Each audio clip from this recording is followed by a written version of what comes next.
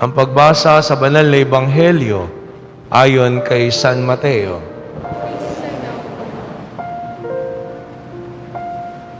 Nang panahong iyon, si Jesus ay nagpunta sa lupaing malapit sa Tiro at Sidon. Lumapit sa kanya ang isang Kananeyang naninirahan doon at malakas na sinabi, "Panginoon, anak ni David, mahabag po kayo sa akin. Ang anak kong babae ay inaalihan ng demonyo at masyadong pinahihirapan." Ngunit kaputok may di tumugon si Jesus. Lumapit ang kanyang mga alagad at sinabi sa kanya, "Pagbigyan na nga po ninyo ng umalis. Siya'y nag-iingay at susunod-sunod sa atin." Sumagot si Jesus, "Sa mga tupang naliligaw ng sambahayan ng Israel lamang ako isinugo." Subalit lumapit sa kanyang babae, lumuhod sa harapan at sinabi, "Tulungan po ninyo ko, Panginoon." Sumagot si Jesus, "Hindi dapat kunin ang pagkain ng mga anak upang ihagi sa mga tuta." "Tunay nga po, Panginoon," tugon ng babae. "Ngunit ang mga tuta man ay nagsisikain ng mumong nalalaglag sa hapag ng kanilang Panginoon." Kaya't sinabi sa kanya ni Jesus, "Napakalaki ng iyong pananalig. Mangyayari ang hinihiling mo." At noon di gumaling ang kaniyang anak. Ang mabuting balita ng Panginoon.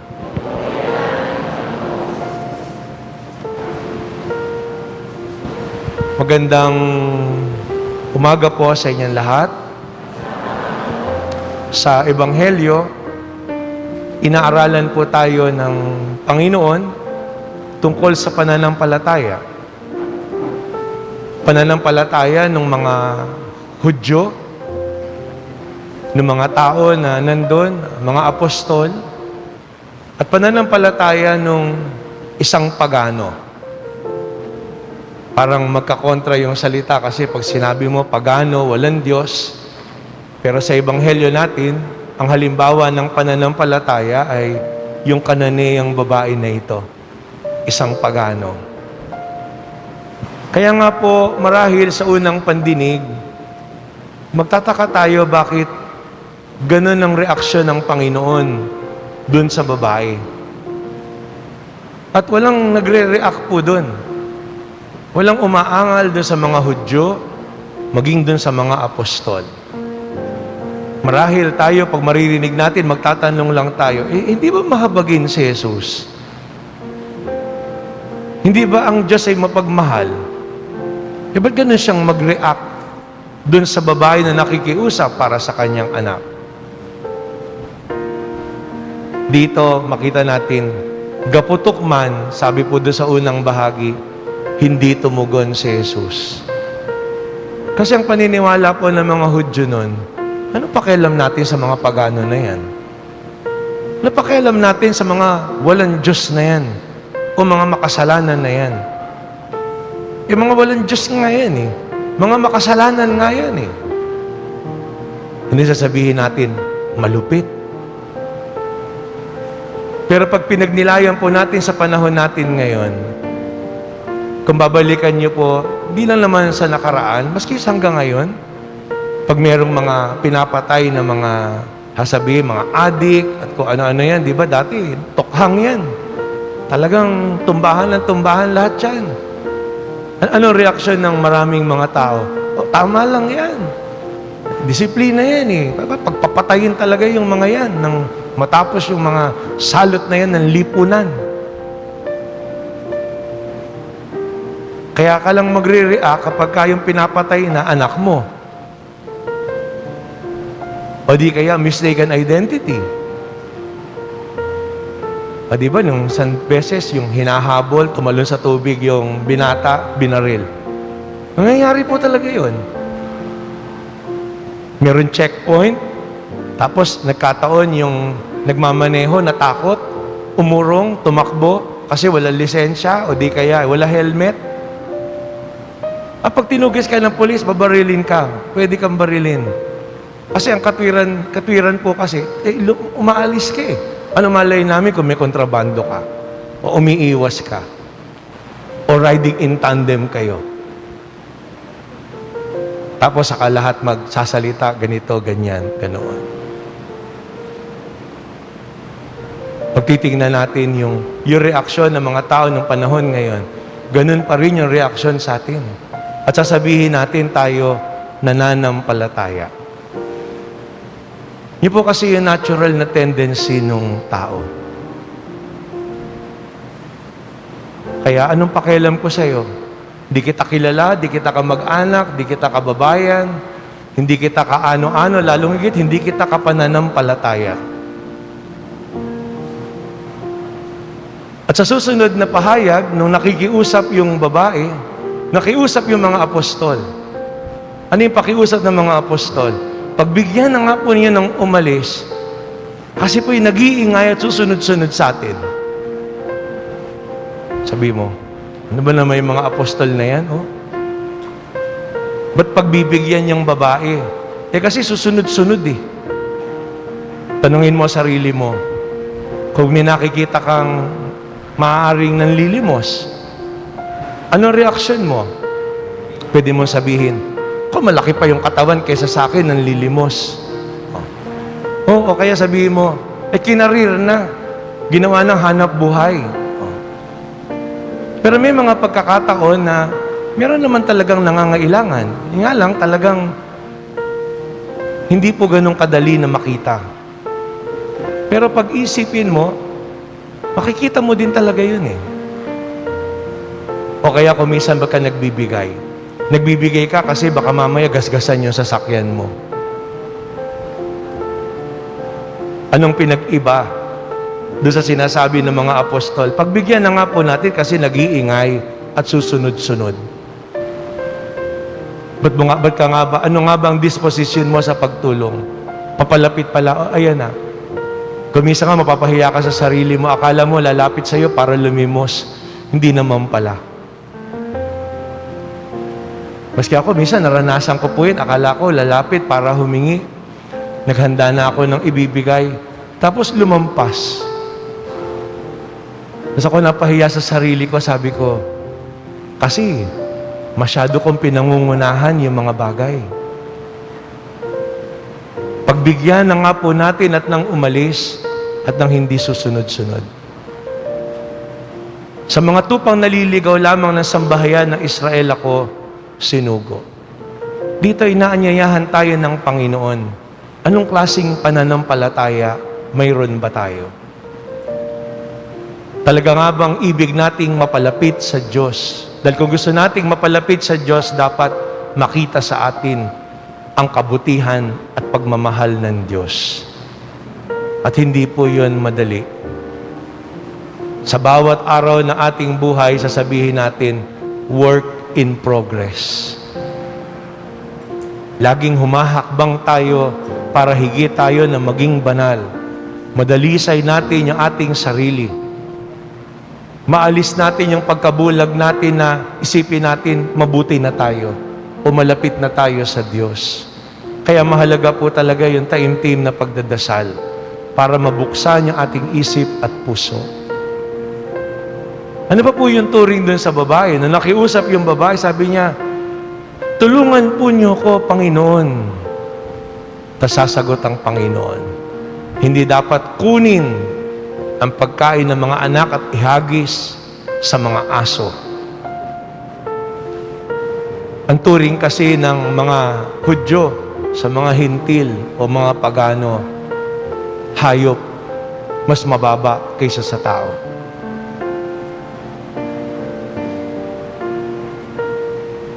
Yan po, magandang tingnan din natin. Ngayon, may mga tao, mas mahal pa yung mga aso kaysa sa tao. Di ba?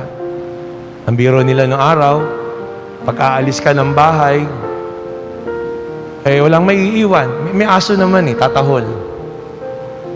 Ngayon, ba't di ka makaalis ng bahay? Wala kasing maiiwan doon sa aso.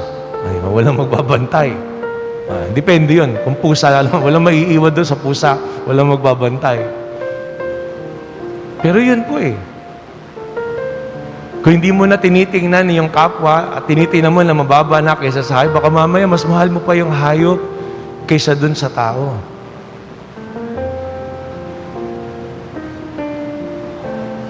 Pero dito po magkakaroon ng pagtutulad. Kasi kung ito ang pananampalataya ng mga Hudyo, ito, ano ngayon ang hinahanap ng Panginoon? Sa dulo na ebanghelyo, pupurihin ng Panginoon yung babae. Napakalaki ng iyong pananalig. Mangyayari ang hinihiling mo. Kung maaalala niyo po last week, yung mga apostol, takot na takot sila. Si San Pedro, sinubok pa ang Panginoon, kung kayo po yan, palakarin niyo ko sa tubig. Sabi na pa kayo, halika. Tapos alam natin nangyari. Nag-alinlangan siya. Lumubog siya. Sinabi rin niya, sinabi ng babae, tulungan niyo po ako. Inabot din kagad siya ng Panginoon. Napakaliit ng pananalig mo. Bakit ka nag-alinlangan? Doon makita niyo, ito isang Hudyo, ito isang apostoles, disipulo ng Panginoon. Malapit na sila sa Diyos. Pero kulang sila sa pananampalataya. Pero ito isang pagano, ang sabi niya, simula pa lang, Panginoon. Kinilala niya yung pagiging manunubos ng Panginoon. Hindi lang para sa Hudyo, kundi sa sangkatauhan. Anak ni David. Sa unang pahayag pa lang, pinahayag ng babae yung kanyang pananampalataya. Tapos nung sabihan siya ng tungkol sa aso, makita natin ang sagot ng babae. Kayo, kung sasabihan kayo na hindi dapat ibigay sa mga aso, ang dapat ibigay sa tao, sabihin mo siguro, ano ba yan? Hindi naman kita pinipilit eh. Anong karapatan mo para laitin ako? O yurakan yung pagkaaso ko? Pero hindi yun ang sagot ng babae. Ang sagot ng babae, tutaman. Nagtitipo ng nalalaglag na mumo. Naglalaglag na mumo mula sa hapag ng mga anak. Sa mga pananalita po na yan ng babae, pinakita niya yung pananampalataya. Kaya nga nung habang binabasa po ito, nalala ko po yung ebanghelyo din kahapon. Kasi ebanghelyo po kahapon, yung lumalapit yung mga bata, pinigilan ng Panginoon. Pinigilan ng mga apostol. At pinagsabihan sila ng Panginoon, hayaan niyo lumapit ang mga bata dahil sa kanila ang kaharian ng Diyos. Dahil yung katangian na yon ng mga bata, yun din yung pinakitang katangian ng babaeng Kananea na pagano. Ano yung una? Ang bata, katulad ng babae, wala naman siyang sinabi. The children, the sinners were always considered nothing. Nobody. Wala silang halaga. Pero yun ang napakagandang ipinamalas ng babae at ng bata. Kasi sa kanilang pagiging walang sinabi, maliwanag sa kanila kung sino lang yung pwede nilang sandigan. Ang Diyos. Kaya yun yung tinawagan kagad ng babae. Di ba, ang bata? Ang bata pag maliit, ang mundo niyan, kayo lang. Lahat tayo. Bago natin nakilala yung mga kaibigan natin, nag-aral tayo. Bago pa tayo lumabas ng bahay, ang unang mundo natin at buhay natin, yung pamilya natin, yung magulang natin. Kaya nga di ba yung bata, pag nakitang aalis yung magulang, umiiyak. Pagbibiruin mo yung bata, sasabi mo, di mo na makikita si mami mo. Tatanggayin ko na si papa mo. Makita mo, iiyak, manlalaban. Bakit? Kasi ang mundo niya, yung magulang niya, ayaw niyang mawala yun sa kanya. Iiyakan niya yun. Habang bata, pag matanda na, pamimigay na lang. Di ba? Meron nga iba, iniwan na lang sa bahay, ampunan. Kaya nga meron mga madre po tayo, yung Sisters of Divine Shepherd. Parang may segue. Di ba? May apostolate po sila. Tinitinda nilang tinapay para sa pagtataguyod ng apostolado. Sila po yung nag-aalaga ng mga street children. Saka matatanda yung mga lola dito po sa atin sa tahanan mapagpala. Doon po nawawala. Dapat hindi mawala sa atin yun. Dapat napakahalaga para sa atin, hindi lang ng magulang, kundi ng bawat isa. At lalong higit napakahalaga para sa atin ng Diyos. Na malulungkot tayo, kulang yung araw natin o buhay natin pag wala ang Diyos. At ang pinakasimpleng pananda po doon, pagsisimba sa kapagdadasal. Kaya napakahalaga every Sunday nagsisimba kayo o sa iba pang mga okasyon na pahihintulutan ng inyong oras. At lalong higit, ang araw-araw na pagdadasal. Na masabi mo, kulang yung araw ko pag wala yung panalangin. Ganun nga ba kahalaga sa atin ang Diyos? Na hindi tayo mabubuhay, malulungkot tayo, mangungulila tayo, mararamdaman natin yung kabigatan kung hindi tayo nakapagdasal o di tayo nakapagsimba. Nang hihinayang tayo. Ikalawa, nakatangian po na pinamalas ng bata, ng babae, yung pananampalataya. Yung babae talagang sabi niya, kahit mumo na malalaglag. Yun po yung humility Alam niya, wala naman akong karapatang humingi. Wala akong patago. Wala siyang false sense of entitlement. Kumisa kasi pag nananampalataya tayo, parang inaasahan natin ang Diyos susunod sa atin. At nadidisappoint tayo pag di natin nakakamit yung ating hinihiling. Nag-aalinlangan tayo. Tama ba yung dasal ko? Nakikinig ba talaga ang Diyos? Mabuti ba talaga siya? Pero doon makita niyo po yung babae. Hindi siya bumitaw. Para sa kanya, mahalaga, nandun, alam niya. Alam niya yung kabutihan na yon ng Panginoong Diyos. Tulungan niyo po ako. Nahihirapan yung aking anak na babae. Sa buhay po natin, kaya po mahalaga yung dasal.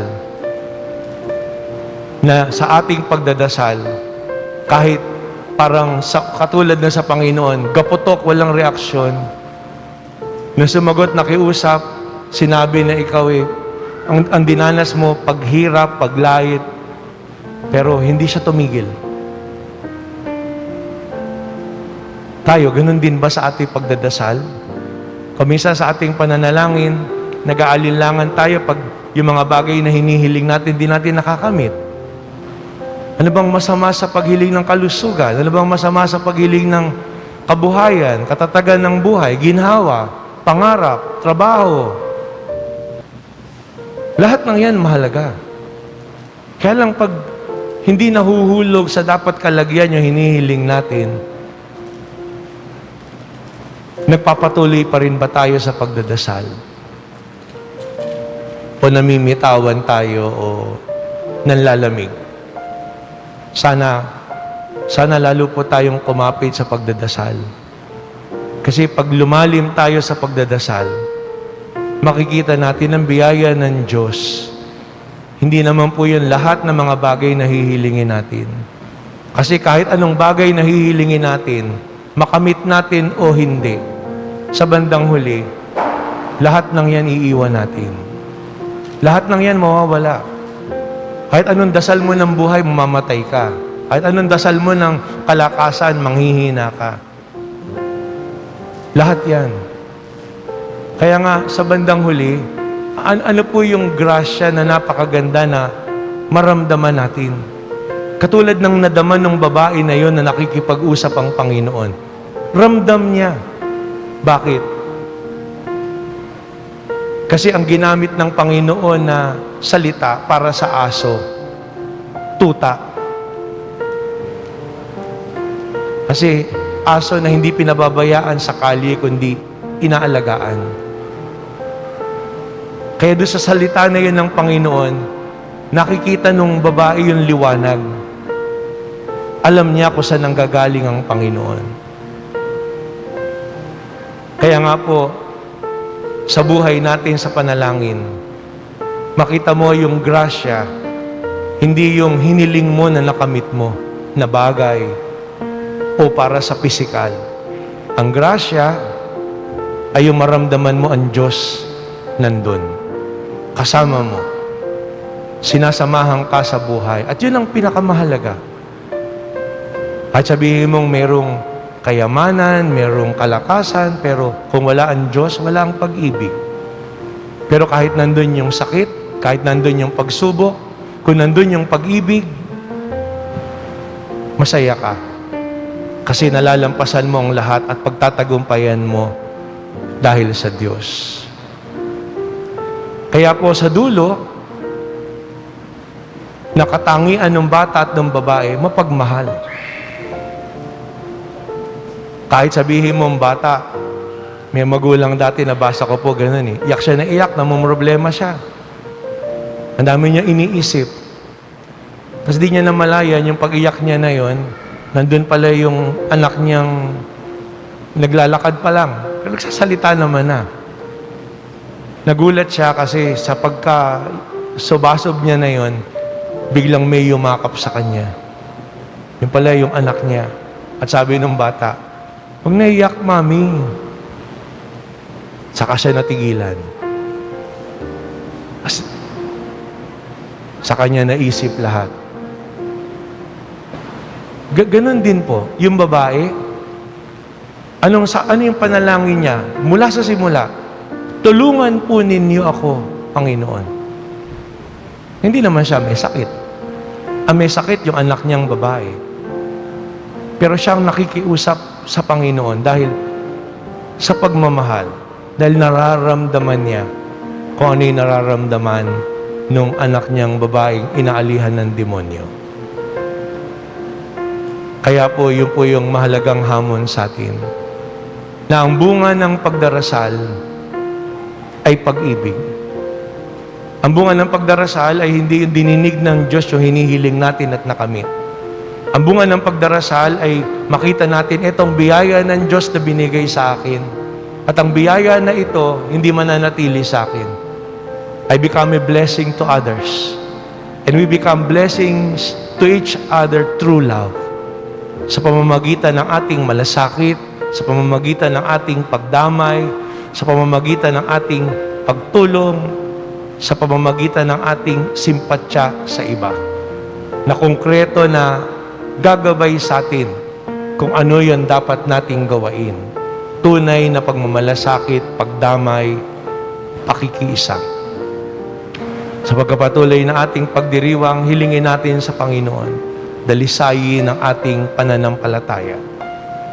At sa pagdadasal, tunay na mabuksan, maliwanagan, hindi lamang ang ating mga isip, kundi antigin ang ating mga puso upang lagi nating hanapin, upang lagi nating mahanap kung ano yung mga bagay na dapat nating gawain upang maging ganap tayong daluyan, instrumento ng pag-ibig at kabutihan ng Panginoon sa bawat isa.